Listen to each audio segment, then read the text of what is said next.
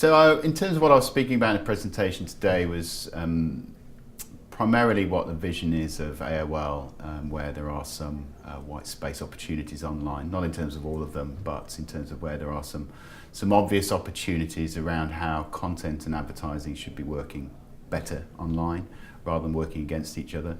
Secondly is how we are working with talent in terms of the creating of premium content, but primarily working with talent that one understands the web and has a vision with regards to what they as a brand and what we as a brand are trying to achieve.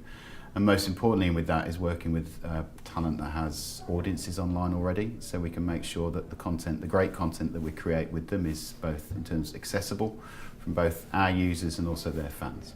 Two examples for you. One is we have relationships, one with Heidi Klum, who is working with us around creating content around things like being a mum, cooking, travel, etc. And also with Danny Minogue, who is doing the same, but she's reporting on her global travels. She did an interview for us with Matt Cardell, the winner of the X Factor, on the night he won the X Factor. But also again, it's her talking about her passions and her interests, and that's the theme.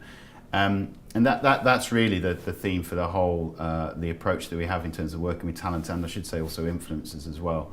Basically, we marry the interests and the passions of the individuals that we're working with against the brands that we have. So AOL as a brand is a company, but not everything that we have is called AOL. We obviously have websites across technology such as TechCrunch and Engadget. We have news now, we have Huffington Post, and then we have Lemon Drop and My Daily, which are women's premium fashion, information, lifestyle sites. So in terms of the question, do we feel that editorial content is becoming more commercially driven? No, I'd say not. There are clearly at times the boundary feels like or maybe viewed as if it's being overstepped, but then I suppose that's the nature of the beast at times. When is an advertorial an advert or when is it content? And I think there are ways, clearly some success stories of how content has been created with a brand's involvement.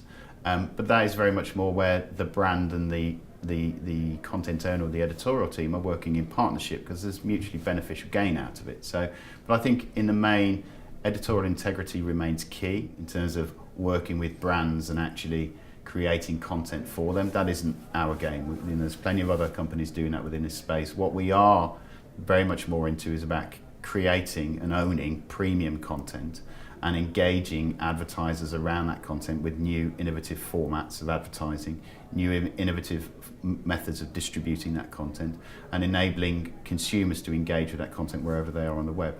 So the key isn't to us about the commercial publishing. We're in some respects much more focused on actually how can we shift the web experience for a consumer to be much more engaging across content and also advertising. In terms of the impact that commercial content will have on publishers' credibility, again, I think it's how far down the line do publishers who do that go.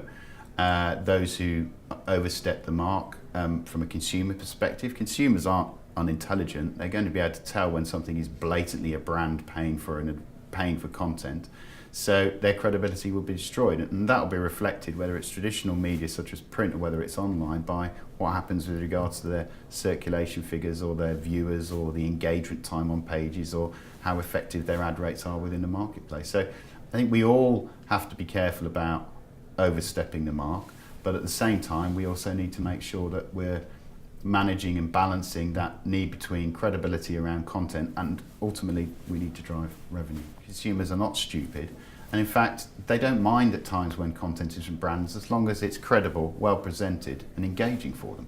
From a web perspective, we believe at AOL that it's very much just the start of an extraordinary new chapter within the web.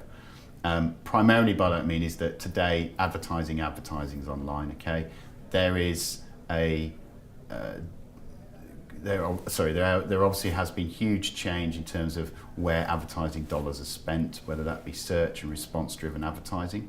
But when we think about actual brands online and the branding that takes place online and engaging with brands around advertising within content, then that hasn't happened. We're starting to see it now. And what we've got to do at AOL is actually innovate in terms of the products and offerings that we take to the advertising market that sits within our editorial to enable the consumer not only to engage with the content but be able to be engaged with the brand's advertising as well. So the key thing is that innovation, technology doesn't stand still, as we all know, so innovation is key. And clearly more brands are putting more money online, not just because it's a cheaper or more measurable alternative, but because that's where consumers are spending their time. So they need to be there. So it's up to us as media owners to make sure we're delivering them solutions to engage with consumers.